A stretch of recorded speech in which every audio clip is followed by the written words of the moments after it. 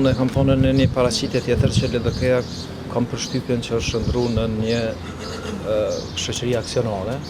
Sigurisht e privatizuar me spin-off speciale dhe tani më varet se çka thojnë aksionarët.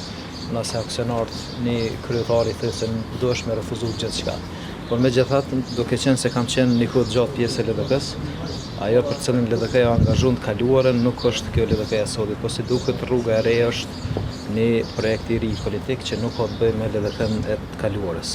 Ta zomë që unë për ju tregoj kuptimin, jo mund edhe me pyet zotrin nga Nigeci, ai ka dërguar dikuj nga koalicioni Lëvizja Vetëvendosje, Guxha dhe Alternativa ndonjë SMS, ku e ka shpreh do të thotë simpatinë dhe vullnetin e tij që të ketë një partneritet të bashkë. Shkove të fundit apo më herët?